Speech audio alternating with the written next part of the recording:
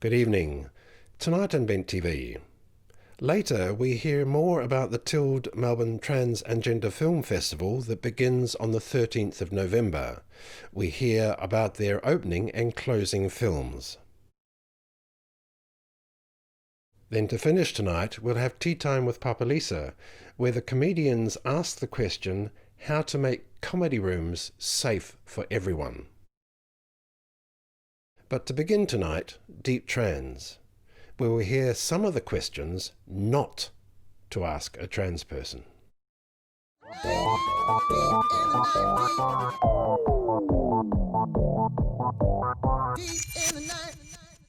Hey, this is Megsy, and we're going to be talking about some really interesting questions, and that is the questions not to ask a trans person. To your left, I have Fourth. To my left, I've got Felicity, and then on the end, I've got the lovely Simona, who we all know pretty well.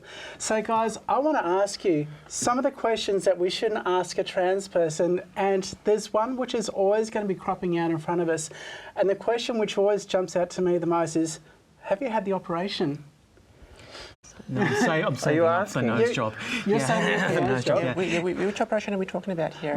Well, that's it. It's just like when someone goes and asks us, have you had the operation? What exactly does that mean? I don't know, Simona, what do you think when someone asks you that question? What do you say to them? Well, I feel like telling them to get fucked, but well, I sort of go, excuse me, I don't really think that's a very appropriate question. If I know who they are, I'll say to them, you know, the answer. Yeah. You know. Is that like when they come up to you and say, have you got a penis? Oh, God. We're dealing with some dickheads, you know, I mean... Yeah, well, we do deal with that from time to time. Well, yeah. Have you got a pen? I would probably fire that one back straight at them as well. And it wouldn't matter whether they were man or woman. I would say, have you got a penis? You know, so, I don't know, you've kind of got to take the piss out of them, really. I mean, it's, you know... Humour's good. Humour always works, doesn't it? You know, like, I've got several, you know, different shapes and sizes at home on the bathroom. Well, what's probably one of the worst questions you've been asked, Felicity? I don't know, that's kind of like traumatic stuff that I repress and don't want to remember ever again, so... Yeah. Well, has anyone ever come up to you and asked, have you had a boob job yet? I've had a similar question. They don't work. They don't work? They don't work, no. They don't work. I keep them to myself. Well, what about when someone comes to ask you, what bathroom do you use? What do you say? Yeah, see, I don't tend to get that conversation, but I've had a couple of instances where I've been challenged coming out of the toilet and someone said, what were you doing in there? I was like, it's a toilet. What do you think I was doing in there? And it's not like I always have a snappy response to these things. A lot of time you're just caught completely off guard and you stand there going, what? Yeah. So there's not... It's nice to have a snappy response. Yeah, have you had the operation? I don't have a snappy response. I just can't, what? But, because it doesn't happen that often, so it catches you off guard when it does. If you could say something to someone who asks you a question like that, what exactly do you think you'd say?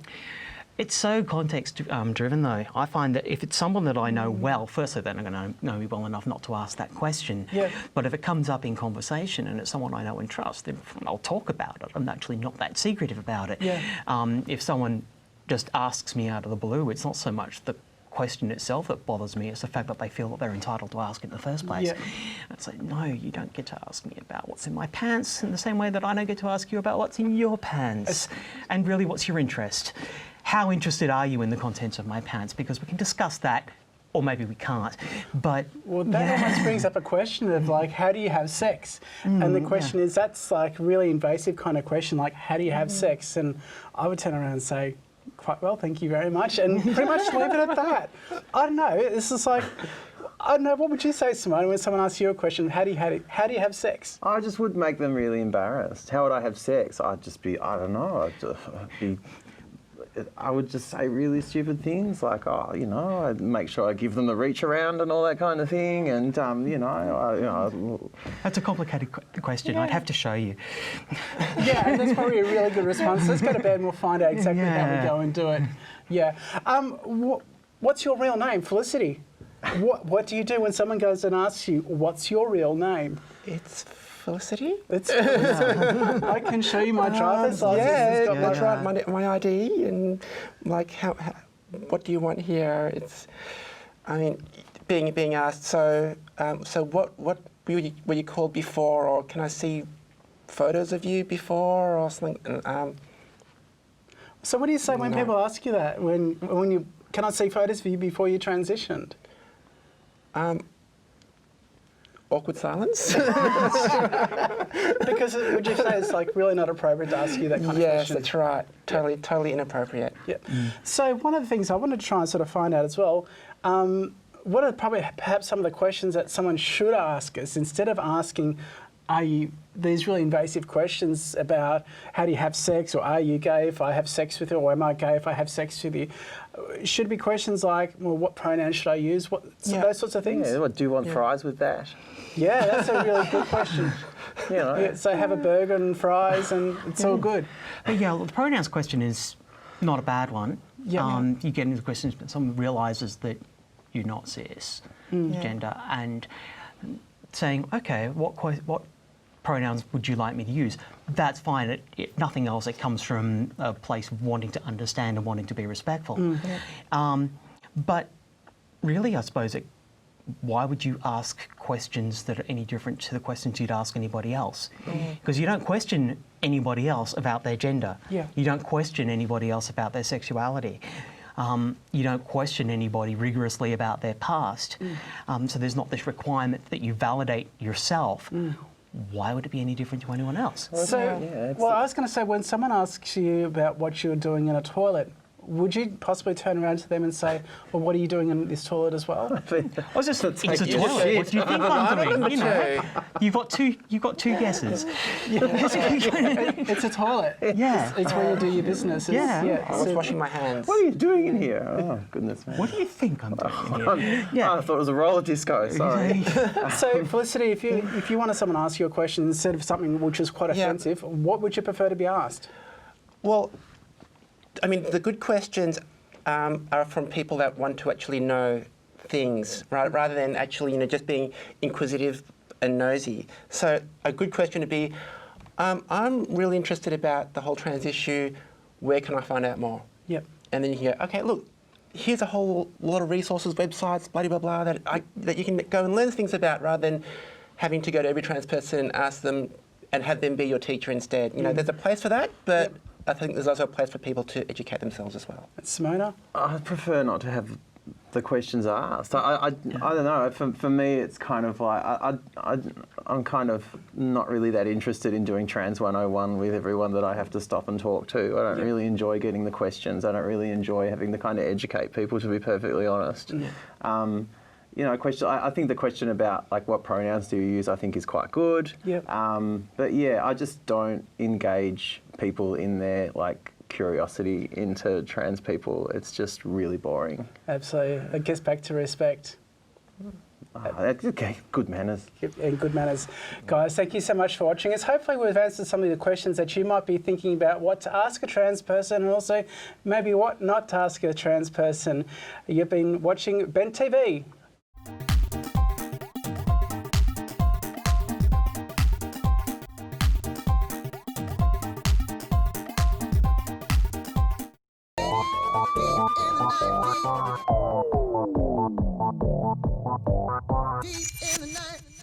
Welcome to Ben TV. My name's Simona Castricum, and with me is Liz Alexander, who's my guest tonight, and we're having a bit of a chat about Tilde, the International Trans Film Festival, which is running in Melbourne in the middle of November. That's right.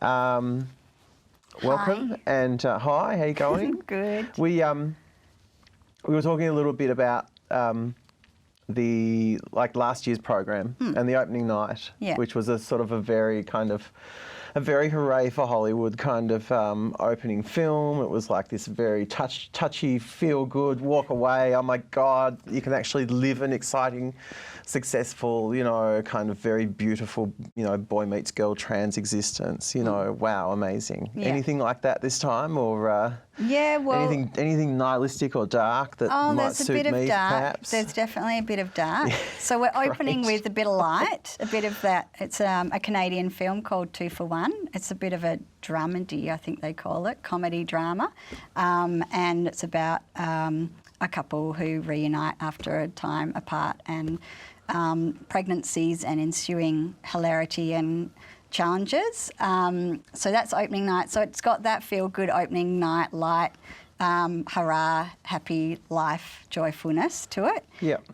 And we've got a few other films, if you know, responding to your question about the dark and the nihilistic. So Closing Night is a little bit darker. It's Great. a fantastic I'll be film. there. Yeah, well, good. Yeah. We'd love to see that. Quick Change. It's from the Philippines, so it's set in Manila, and it's about a Dorina who's a trans woman who's in the illegal cosmetic industry, and she goes about with wielding her needle and injecting people's faces to make them more beautiful than they can possibly be. Yeah, so it's sort of a lot about image and ageing and femininity and what is it to be a woman and what do we do? Well, the lengths that we go to be accepted and loved, I guess. Right. And there's some beautiful parts of that film. She takes her little 9-year-old nephew around with her while she's doing her cosmetic industry business. And they've got a beautiful relationship, but it's also about sort of the dark side of that industry and a dark side of all of our, I guess, wish to belong. Right. Yeah, so there's a bit of darkness for you. Okay, no, look, that sounds like my cup of tea for sure. Yeah. Not really into this sort of, happy ending kind of stuff. Fair enough. But, for a change, I suppose. Yeah, well, I'm not going to spoil the ending of either of those. Tell you if you're going to get your You don't come wish across to me or as the not. person who does spoil endings. So, I don't know what that means. No, I don't know But either. anyway, What does that mean? I don't know. Anyway, and I guess on the other side of that, I'm interested to know about what I guess the local contribution is. I mean, we've spoken a lot about international films, but how are the locals doing? What's the quality? Yeah. What's the quantity? Are they getting through? Or? Yeah, well, we did get heaps of submissions from Australia this year. Most of them, well, all of them, in fact, were shorts from Australia, which is great. It was fantastic to have the entries that we did. And because the quality of the films this year was so high, it was really hard to get local content in. But there are a couple of films by Australian filmmakers. So one of them is My. It's a short film by Anna Helm, and it's a beautiful little exploration of a pretty genderqueer, fabulous person who decides to clone themselves, and it's a bit of a fantasy, and it's Sounds great. fabulous. Yeah. And we've also got a production that Bent TV filmed especially for Tilde. So last year we screened a film called Sister Girls, which was a short doco about two Central Arande sister girls, and it was an interview that Bent TV did with them, and that was really well received, and Brie and Rosalina Curtis from that film were guests of the festival last year. And we've been lucky enough for Bent TV and Brie and Rosalina to do another follow-up short film. That's awesome. So Bent TV's interviewed them, and they'll be screening that especially for the festival this year. So it's a beautiful follow-up film to the first one, and it has the Brie and Rosalina talking about their life as Aboriginal trans women and a whole different range of aspects of the challenges and the joys of that. Right. Yeah. That's good. Yeah. And in terms of is the proportion of I guess involvement of trans people in these movies? How much is acting? How much is directing? What's the the technical workflow of what we're seeing behind the scenes? You're asking me about maths again, so. Oh no, I'm not. There's nothing mathematical. Well, that's just a fancy way of saying, Yeah. Well, there's lots Come on. So some of the films are directed by or made by trans filmmakers, and so they're not necessarily having trans content. And a lot of the films are made, well, at least a proportion of them are made by non-trans filmmakers, but as our commitment is about having trans consultation, which has been a big part of those films, and there's trans actors and actresses playing the roles in most of the films. Yeah. Yeah. Right. So there's some inspiring times ahead for some people hopefully. in the crowd who are going to be like, I want to being a movie? Yeah, well, I think it's pretty important for everyone in the community to be able to see people like themselves on the screen, or know that people like themselves do make films and can make films that get screened at festivals and beyond. So hopefully there's some inspiration that comes from that. Well, has there been pickup, I guess, from last year and into this year? I mean, obviously you might have had quite a few inquiries and I guess discussions with people last year, and have they kind of followed through into submissions? Has there been that kind of, I guess, maybe a grassroots kind of, inspiration or infiltration of movies happening, or in the works even? Yeah, well, I think the example of Bent TV, the interview that I talked about before, is one of those. And there's some other people that have been talking to us and have submitted to each festival. But I think that's something we'd like to do more of in the future, is to work with community to help them produce their own films. Yeah. Okay. Yeah. Cool. Well, I think we might leave it there. Okay, thank you. And thanks for having a chat. No worries. Good to see you again. Yeah, very good. All right. You've been watching Ben TV and we've been talking about Tilde. Have a lovely evening.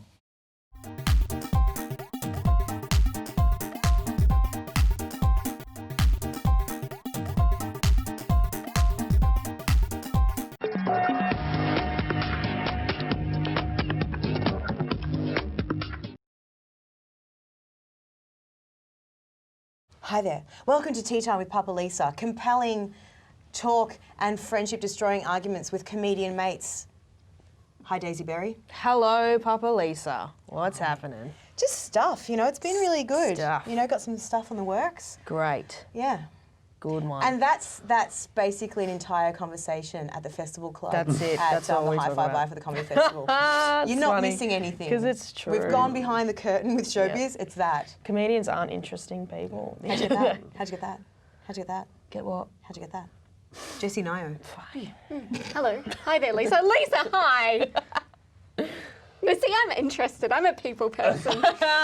Give me what you got. Who's your best Come on. friend? Come on. That's Hey, France. Hey.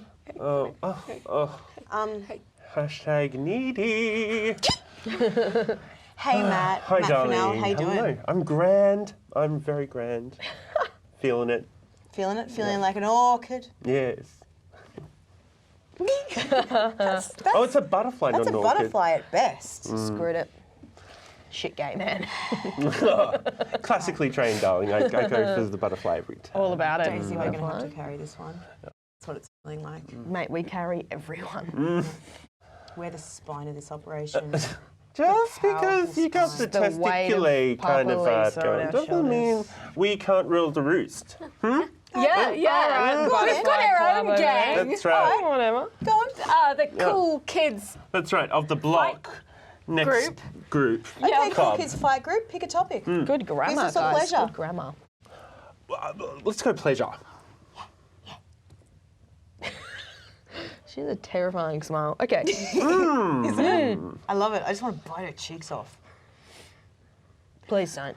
All right. So pleasure can mean a lot of things. Going to comedy can be pleasurable, but for some people it's actually super awkward and icky and terrible because it's so heteronormative and it's often, as we especially know, an unsafe space for people who are other, queers, women, everyone who isn't a 23-year-old straight white cis male.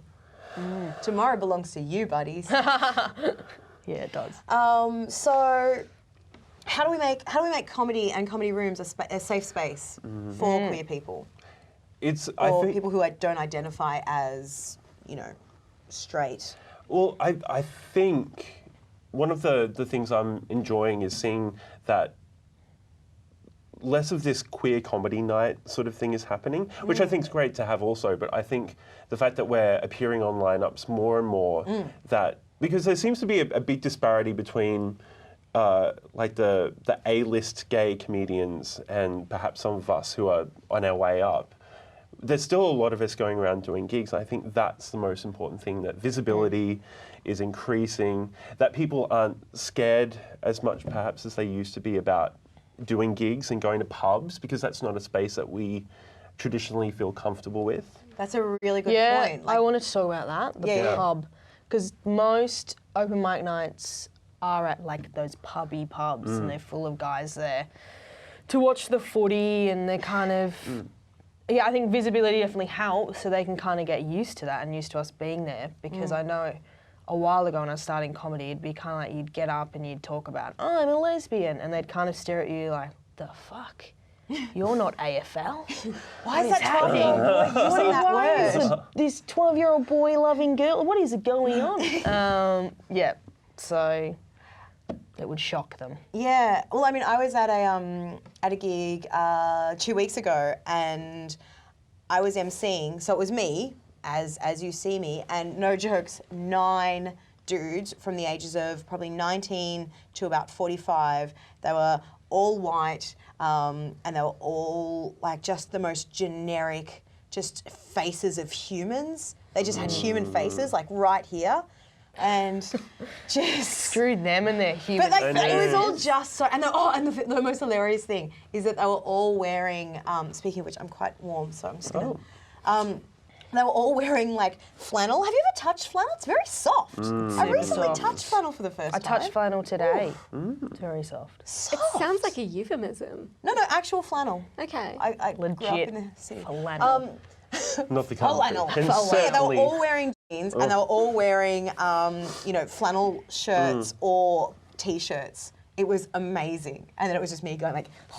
So what's your response to that though? We just need to get more of us in there. We just need to get more people who identify as Come other. on, queers. Yeah, and Come on down. And that's hard because it's not a welcoming space. You know, like so many times, unless I'm fully making an effort. Like I'm lucky to know a lot of wonderful comedian people now, and so I can go to any gig and be like, all right, well, there's 2 people I know, and strike up a conversation. But it's very intimidating, especially being a woman.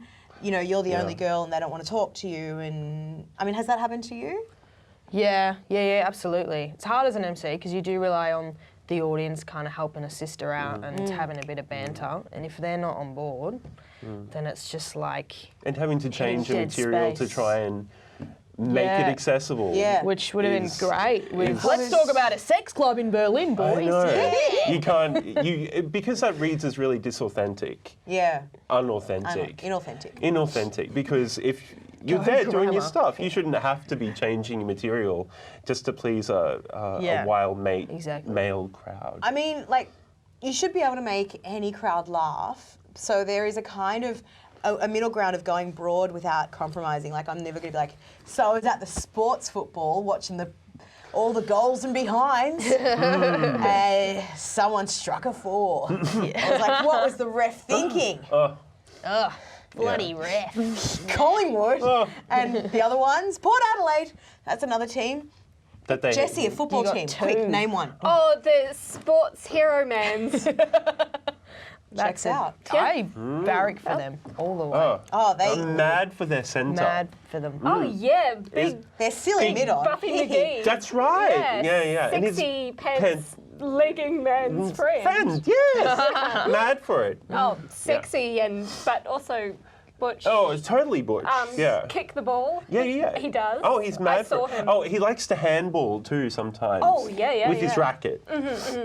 Mate, Yeah. just... They Sports. love it. Yeah. Sports. Hashtag sports.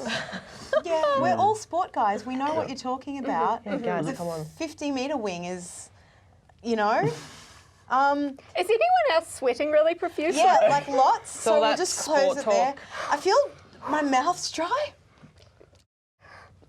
This has been, you do it. It's been PapaLisa's tea party, yeah. We've had best friends and Matt Fennell, and thanks for watching. Yeah, Thank sport. you. Thank you. The winner today was sports. Boom. Go sport.